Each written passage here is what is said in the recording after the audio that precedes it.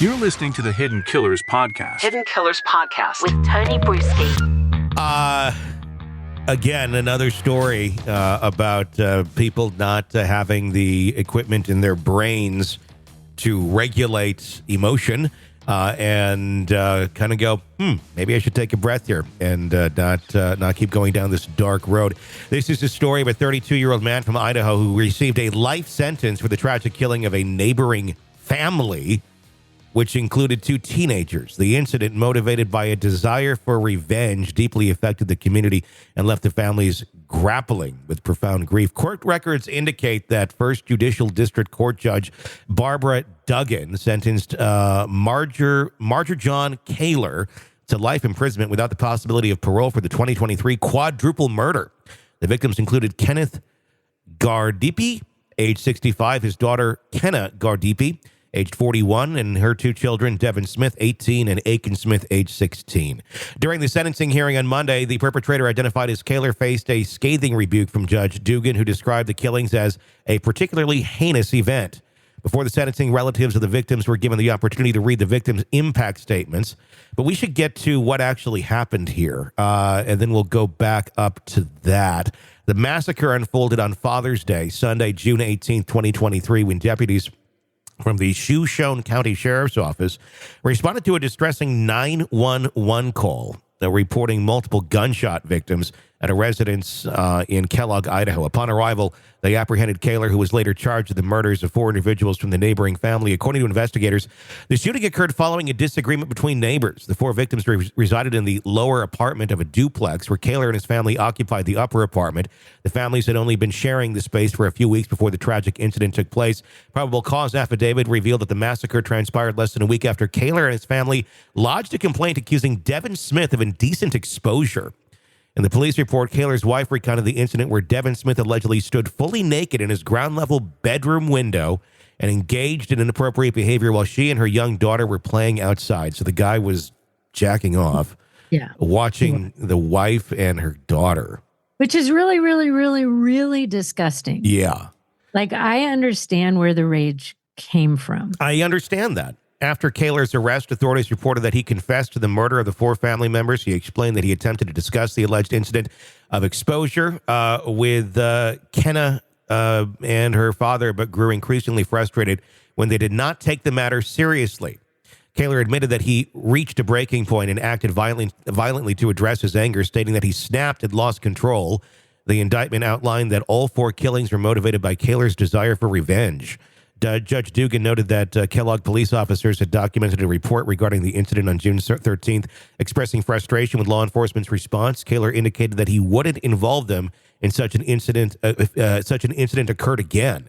On the night of the tragic events, June 18th, Kaylor proceeded to shoot Kenna in the hand, torso, and temple, followed by shooting Kenneth in the torso and head. Subsequently, Kaylor entered the residence and shot Aiken in the back and temple, and Devin was struck by gunfire 4 times. Kaylor called 911, and she said executed a fucking pedophile and his family. Dispatch responded, "You shot 4 people and they're all dead?" "Yes, I shot 4 people," Kaylor said. During his sentencing, Kaylor opted not to address the court. His defense team urged the court to take into account Kaylor's troubled background, highlighting a childhood marked by abuse, poverty, and instability. Additionally, they raised questions about why the court had not provided any recourse for Kaylor's family, such as issuing restraining orders following the initial incidents of misconduct. I do question that too. Now, you can't go and just execute a family because, you have a predator that's by your window. I don't know why he didn't just stop with the predator. I think he probably would have gotten off a little bit easier had that been the only victim here. But he went in and he lost his shit. Yeah. And I get it. Like, that's a really, really, really disgusting thing. Yeah. But for someone who's protecting his family, he called the cops and all that, now he's in prison for the rest of his life. Yeah. Well, I mean, it's a thing where, again, I'm not in any way justifying this, but it's where human decency failed. The family denies it and didn't go anywhere. The police didn't do anything about it. And he felt helpless and probably has some mental health issues going on and just lost his shit. And I don't know and we'll never know. No. As far as what the mom and her dad knew, they might not have known this was happening at all. Yeah, they're probably innocent. In front of their kid, and their kid's like, no, I never did anything like that. Exactly. And they're going to believe their kid. That's how people are. And so, they're not going to, what are they supposed to do with him? Yeah. If they don't believe this guy and, their son's telling him one thing, what are they supposed to do? Are they supposed to be like, you're right, we're evicting him? Well, yeah.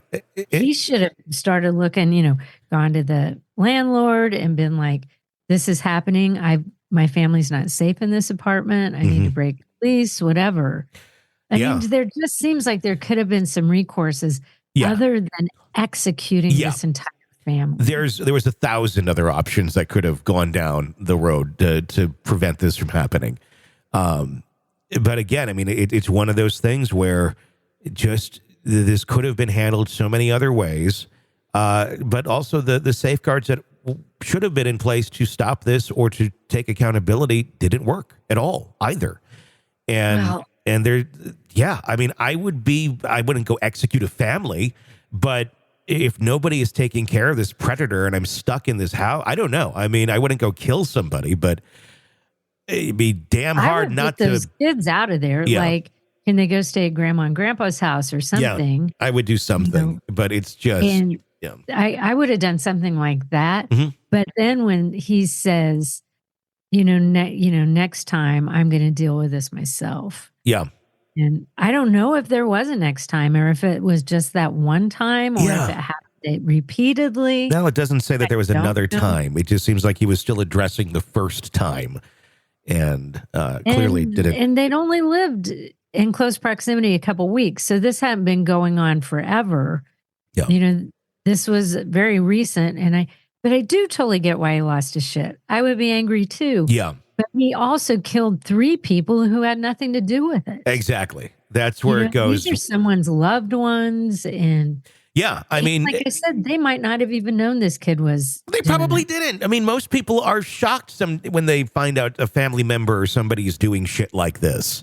They're like, oh my God. But I can guarantee it happens far more frequent than most people think or even aware of, that there's somebody within your close proximity in relationship wise that probably is not a great human being, but masquerades as one.